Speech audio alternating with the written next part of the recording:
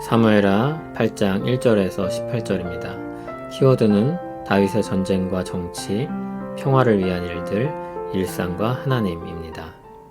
그 후에 다윗이 블레셋 사람들을 쳐서 항복을 받고 블레셋 사람들의 손에서 메대간마를 빼앗으니라. 다윗이 또 모압을 쳐서 그들로 땅에 엎드리게 하고 줄로 재어 그 두 줄 길이의 사람은 죽이고 한 줄 길이의 사람은 살리니 모압 사람들이 다윗의 종들이 되어 조공을 드리니라.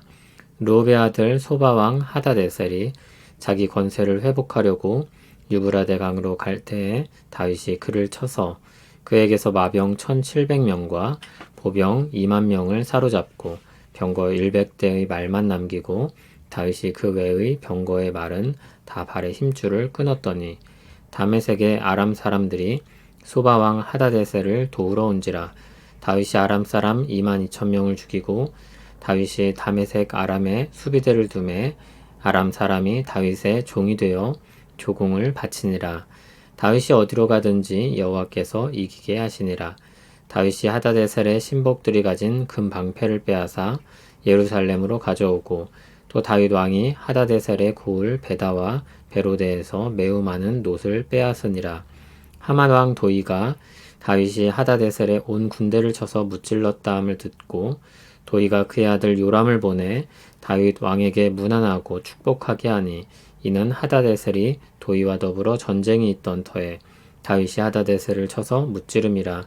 요람이 은그릇과 금그릇과 놋그릇을 가지고 온지라. 다윗 왕이 그것도 여호와께 드리되 그가 정복한 모든 나라에서 얻은 은금 곧 아람과 모압과 암몬 자손과 블레셋 사람과 아말렉에게서 얻은 것들과 소바왕 르홉의 아들 하다데셀에게서 노력한 것과 같이 드리니라. 다윗이 소금 골짜기에서 에돔 사람 18,000명을 쳐 죽이고 돌아와서 명성을 떨치니라. 다윗이 에돔에 수비대를 두되 온 에돔에 수비대를 두니 에돔 사람이 다 다윗의 종이 되니라. 다윗이 어디로 가든지 여호와께서 이기게 하셨더라. 다윗이 온 이스라엘을 다스려 다윗이 모든 백성에게 정의와 공의를 행할세. 스루야의 아들 요압은 군사령관이 되고 아일룻의 아들 여호사밧은 사관이 되고 아이두베의 아들 사독과 아비아달의 아들 아이멜렉은 제사장이 되고 스라야는 서기관이 되고 여호야다의 아들 분하야는 그렛 사람과 블렛 사람을 관할하고 다윗의 아들들은 대신들이 되니라. 아멘. 하나님께서 함께 하시는 다윗 왕은 어디로 가든지 이기게 됩니다. 1절을 보면 블레셋에게 항복을 받았습니다. 오랫동안 이스라엘을 괴롭혔던 블레셋을 꺾었다는 것은 이스라엘에겐 굉장한 의미를 가진 승리였습니다. 2절을 보면 모압에게서도 승리하여 조공을 받습니다. 모압 병사들을 세 줄로 엎드리게 한 후 그 중에 3분의 2인 두 줄을 죽였습니다. 참고로 이 줄을 키를 재는 길이로 보기도 합니다. 3절 4절을 보면 소바를 이기고 그들의 군사력을 무력화시켰습니다. 수많은 병사들을 사로잡고 병거의 말들의 발에 힘줄을 끊었습니다. 5절에서 8절을 보면 아람에 대한 승리가 나옵니다. 아람은 소바왕 하다데셀을 도우러 왔었는데 그들 역시 다윗에게 패배하게 됩니다. 6절을 보면 하나님께서 다윗이 어디로 가든지 이기게 하셨다고 말씀합니다. 다윗은 소바에게서 금 방패를 빼앗았고 매우 많은 놋을 빼앗아 왔습니다. 9절에서 12절에는 하맛 왕 도이가 나오는데 그는 다윗의 승리를 보면서 먼저 다윗에게 손을 내밀고 우호 관계를 맺습니다. 은그릇과 금그릇과 놋그릇을 가져왔는데 다윗은 그 모두를 하나님께 드렸습니다. 하나님이 주신 승리임을 시인하는 행위였습니다. 13절, 14절을 보면 다윗이 에돔도 이깁니다. 그 결과 에돔 사람들이 다 다윗의 종이 되었습니다. 14절에는 다시 다윗이 어디로 가든지 여호와께서 이기게 하셨다는 말씀이 반복됩니다. 그리고 다윗은 6절과 14절에 보듯이 다메섹과 에돔에 수비대를 두어서 방비를 잘 하였습니다. 15절에서 18절에는 내정에 대한 내용이 나옵니다. 15절을 보면 다윗이 정의와 공의를 행하였다고 했습니다. 하나님의 의를 따라서 다스린 것입니다. 요압은 군사령관이 됐고 여호사밧이 사관이 되고 사독과 아히멜렉이 제사장이 되었고 스라야가 서기관이 되었고 분하야가 그렛과 브렛 즉 블레셋 사람들을 관할하고 다윗의 아들들은 대신이 되었습니다. 참고로 역대상 18장 17절을 보면 대신을 좀 다르게 표현합니다. 왕을 모시는 사람들의 우두머리라고 표현되어 있습니다. 다만 이들의 정확한 역할은 알기가 어렵습니다. 대내외적으로 다윗의 통치가 성공적으로 그리고 안정적으로 이루어집니다. 다윗의 전쟁과 정치는 모두 평화를 가져오는 방식입니다. 전쟁은 평화를 위해서 필요한 일이었습니다. 그러나 항상 전쟁을 하지는 않습니다.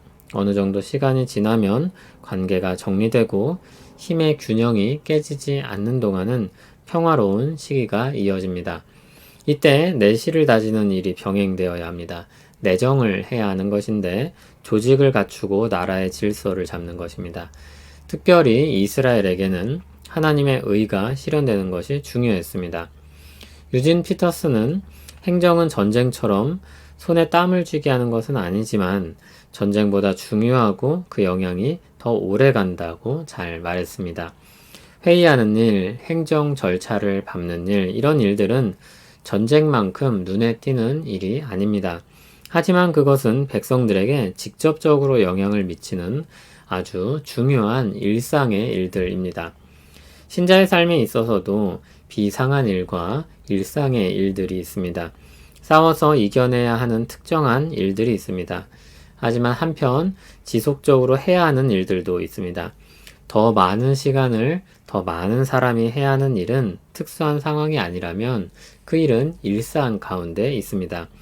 교회에서든 사회에서든 일상적으로 하는 일들이 얼마나 중요한지 잊지 말아야 할 것입니다. 그것은 가치 있는 일입니다. 대부분의 사람들은 특별해 보이지 않는 매일의 일들을 감당하며 살아갑니다. 내 삶이 하나님과 무슨 상관일까? 나는 오지에 나가서 선교를 하는 것도 아니고 특별히 힘써 내 자리에서 복음을 말하는 것도 아닌데 내 삶은 신자로서 무의미한 것이 아닌가 그런 생각을 하게도 합니다. 그러나 우리는 넓게 볼 수 있어야 합니다. 하나님께서 교회를 세우셨을 때 다양한 사람들을 두셔서 여러 역할들을 감당하게 하셨습니다. 그리고 또 여전히 종은 종대로 살게 하셨습니다. 혁명을 일으키기보다 자기 자리에서의 선과 정의를 이루기를 권했습니다. 물론 간단히 말할 수 없는 문제이긴 한데 넓은 의미에서 이렇게 이야기를 해볼 수 있을 것 같습니다. 혁명은 모든 문제를 완전히 종식시킬 수는 없습니다. 언제든지 또다시 죄악의 씨앗으로부터 새로운 줄기가 나올 것이고 악한 열매들이 새로운 세상에도 맺힐 것입니다. 그래서 우리 역할은 이 세상에서 하나님 나라를 실현하는 것이 아니라 그 나라를 나타내는 것이어야 합니다. 하나님 나라의 온전한 실현은 그리스도께서 다시 오실 때 이루어질 것입니다. 그럼에도 우리가 타성에 젖어서 포기한 채 사는 것은 아닙니다. 그렇다고 이상적인 모습을 실현할 수 있을 것이라고 생각하면서 사는 것도 아닌 것입니다. 그래서 때로는 신자들이 적극적으로 싸우기도 하고 운동을 일으키기도 합니다. 그러나 때로는 마치 그저 순응하는 사람들처럼 조용히 삽니다. 그럼에도 동일한 것은 모든 시간 속에서 하나님 나라 백성으로 선과 정의를 추구하면서 살아간다는 것입니다. 그저 자기 자리에 앉아서 행정적이고 또는 일상적인 일을 하는 사회의 한 구성원으로 살기도 하는 것입니다. 그리고 많은 경우 이 자리에 있는 사람들이 대부분일 것입니다. 거기서 할 수 있는 한 힘써 일을 잘 감당하고 더 나아가 선하고 정직하게 의롭게 일을 감당하는 것입니다. 그렇게 사회의 질서 안에서 이 사회가 움직여 가도록 한 역할을 합니다. 이 사회의 질서는 궁극적으로 하나님의 통치 아래 있습니다. 우리는 비록 모든 것을 살피지 못하고 종종 내가 있는 위치가 어떤 의미를 가지고 있는지 찾지 못하기도 합니다. 그러나 하나님이 두신 자리에서 그 일들을 감당하는 것입니다. 누군가는 그 질서 안에서 하나님의 통치를 통하여서 유익을 누리게 될 것입니다. 가장 잘 보이지 않으면서도 가치를 놓치기 쉬운 것 중에 하나가 육아입니다. 한 사람을 사람답게 키워내는 일입니다. 단지 예뻐서, 단지 내 자식이라서가 아니라 이 땅에 한 사람을 세워가는 아주 가치 있는 일입니다. 그러나 그것을 위해서 해야 되는 일들은 허드렛 일처럼 보이는 그런 일들이 일상입니다. 신자의 삶이 대단해 보이지 않을 수 있습니다. 내 삶이 그렇게 느껴질 수 있습니다. 그러나 하나님께서 통치자로서 하나님 나라의 내정을 위해서 우리를 곳곳에 두셨다는 이 사실을 기억하시길 바랍니다. 주님이 우리를 통해 영광 받으시길 소원하며 맡은 자리에서의 일상을 잘 감당하길 원합니다. 우리를 하나님의 일상으로 부르시는 그 은혜를 찬송합니다. 왕이신 하나님께 부름받아 주님의 통치를 위해 살게 하시고 가치를 발견하게 하시니 감사합니다. 우리를 통해 하나님의 통치가 나타나게 하옵소서. 예수님 이름으로 기도합니다. 아멘.